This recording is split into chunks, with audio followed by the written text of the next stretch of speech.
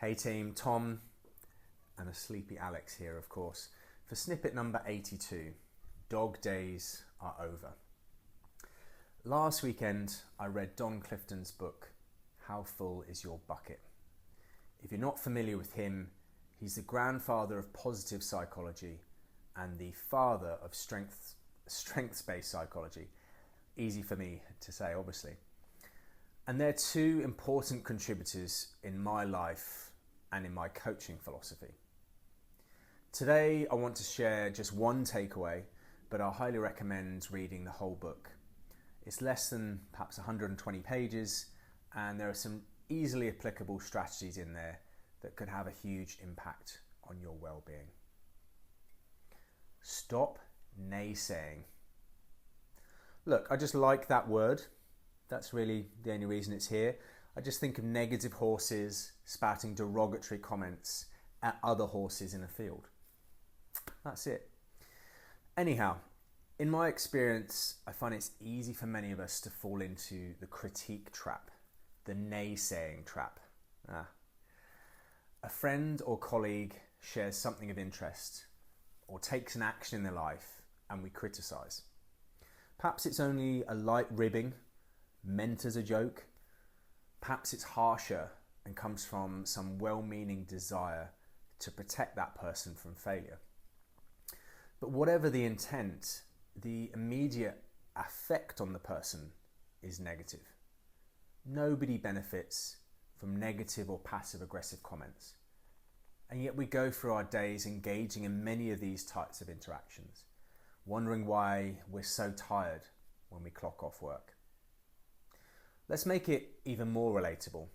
In our relationships with our partners or closest family, it's easy to take each other for granted.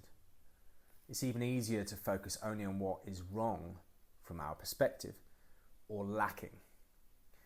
But return to what I said above. Nobody benefits from negative or passive-aggressive comments. Nobody feels inspired to change their behaviour if they don't first feel a sense of appreciation from what they do well, even if it's something small to you. Shine a light on what is right. I take this from the book. It's one of the strategies. Now, I'm no angel with this, and I have to work at it myself, but we all do. I don't know about you, but when I receive some small appreciation or gratitude, it lifts me up. I feel better about myself and my day. And it doesn't even need to be complex. Thanks Tom for taking out the dog poos. Makes an average day a little rosier in more ways than one. Now, what many think of with positive psychology is that it's a Pollyanna approach to life. But it isn't about disregarding the things that aren't working. And that realistically would be impossible in today's age, but rather it's about increasing the amount we acknowledge, appreciate, and pay gratitude to ourselves and others in order to balance out the negativity that is bombarding us in our lives. By shining a light on what is right, we can fill others' buckets and our own. When we do this, the impact is far bigger than we can imagine. Those people positively affected go on to spread that warmth elsewhere. Hence how your light can lift those closest to you as well as strangers further afield.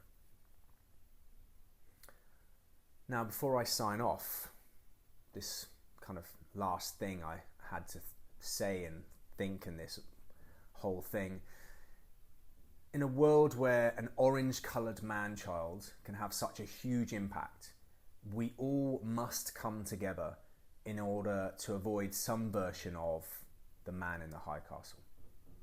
And for those of you who haven't watched it, it's about the Nazis winning the war and taking over the world. That's it from me, and obviously Alex with her contribution. And I'm still running my walk and talks through August. So if you need a sounding board for 30 minutes and a little walk outside in person or on the phone, then book in with me below. And we will see you next week for snippet 83.